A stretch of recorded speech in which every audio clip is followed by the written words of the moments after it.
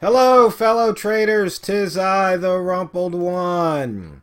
It is December 14th. It's a Thursday, and the year is 2017. Consistency Part 2. I kind of got carried away yesterday, lost track of the time, and got cut off. So let's get into it. Once again, for those people who like to ask about stop loss. Stop loss is a function of risk and position size. So you decide how much you want to risk per trade. How much are you willing to lose on this particular trade? And it should be the same for each and every trade. That's your risk. Position size. Risk divided by the stop loss. So if you know where you want to place your stop loss, then you determine your position size. So for example, if you're coming off the daily low and you're buying, and if price reverses, maybe if it breaks the daily low by a pip or two, you want out. That's how you can gauge your position size. Or if you know what your position size is, then that's what you use to determine your stop loss. Real simple stuff, simple math. Okay, let's take a look here. We can see we've got dollar Canadian is definitely crisscrossing across the weekly open here. And the Aussie yen still didn't fill. Moving to the daily, we can see here price went across yesterday's open into that wick zone and retreated, went into the lower wick zone and came back out. So if we were looking at the wick zone screen, you'd see it right there.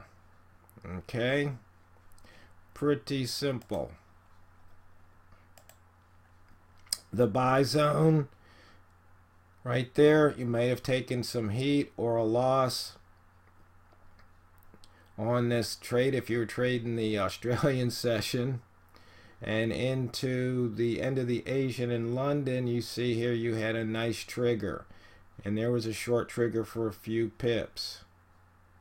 Once again, you can see it's making a higher low. It starts to go back. It's time to get out.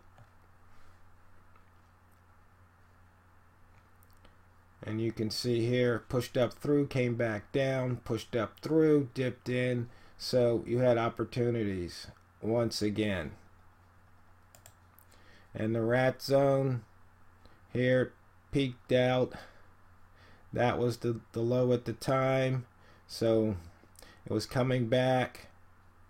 You may have taken a loss there, only to come back, get it back. Red rats. There's your trigger right here, red rat reversal, and down she went. Back into the zone and back up. As you can see, pips to be put in your pocket. And for those of you who like the pivots, we can expand the chart. You can see it open below the pivot, and as usual, it hit the pivot. Now, the difference between the open and the pivot was 14 pips. Not a bad trade.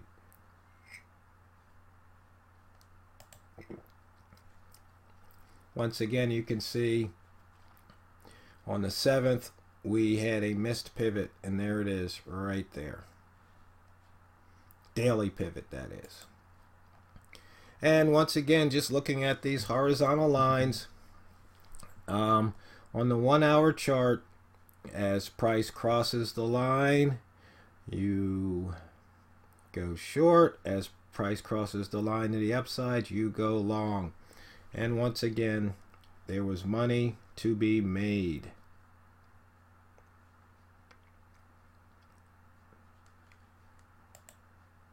And we've already looked at the wick zone. And finally, price action. I put a couple more multimeters up here. My new price action multimeter. Oh, I forgot to put the shoot. I'll have to do that. I've made a training wheels price action, but we don't need it for now. So you can see here we've got a turn trade on the 1. We've got price action going down on the 1 and the 5, and you can see it here. Right there. Made a new high, came back, heading down, broke it. You've got price action to the downside.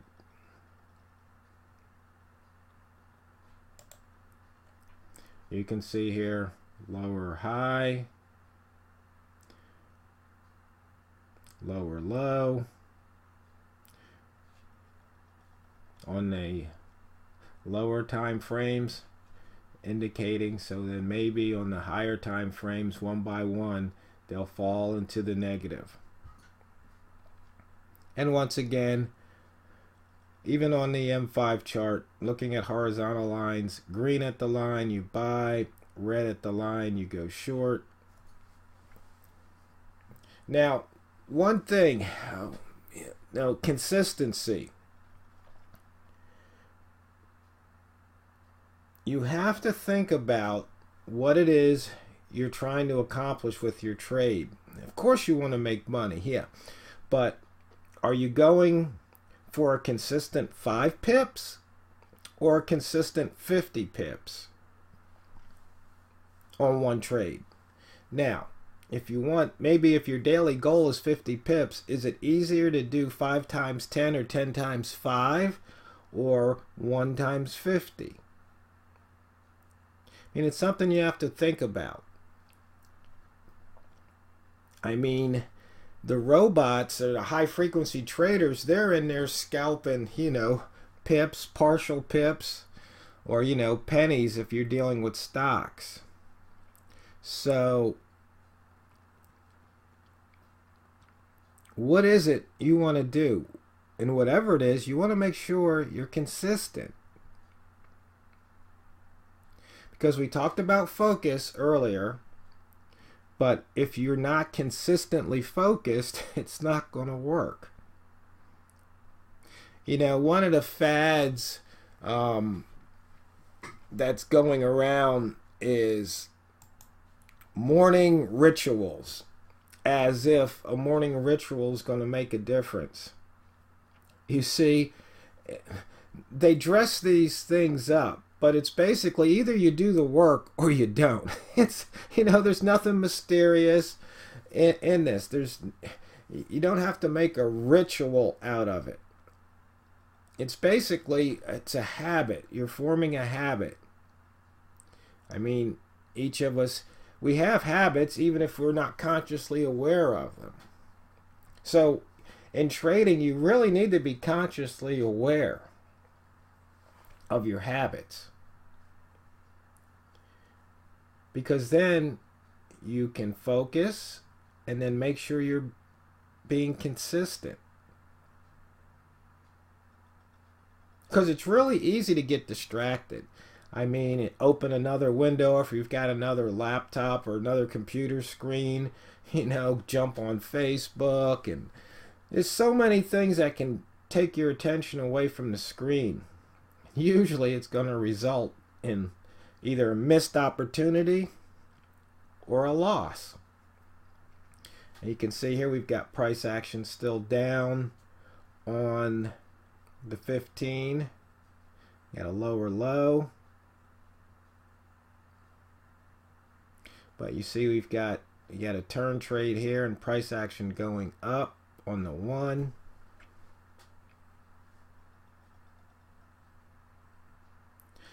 So maybe in this case you would have popped out with your 5 pips if you went short either at the line or here. You had an opportunity to maybe make 5 pips all in the course of this video.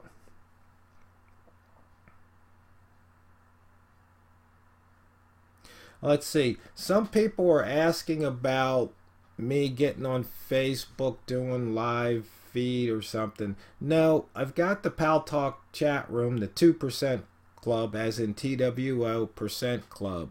I think it's pretty much open around the clock, because when I'm not in, there's other traders around the world who are, admins of the room, and they have the room open. So you're welcome to stop on in, ask questions, and that's where we can do live trading and talk about what's happening in the market.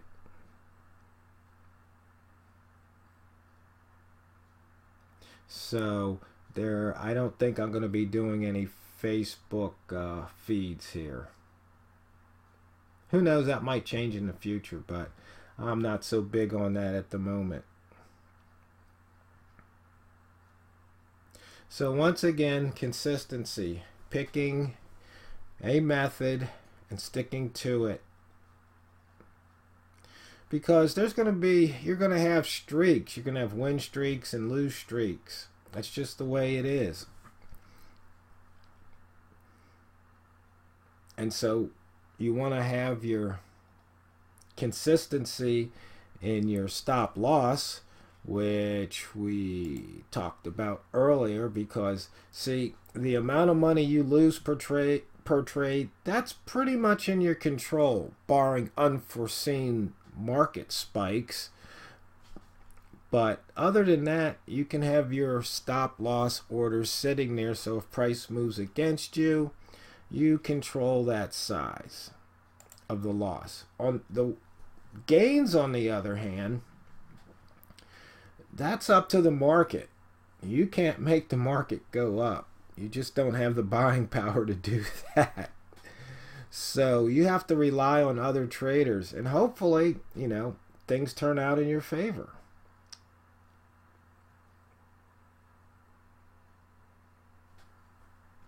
Because every win is a lucky occurrence. A lot of people take exception to that, but if you can't control the outcome and the outcome's in your favor, then it's pretty much luck.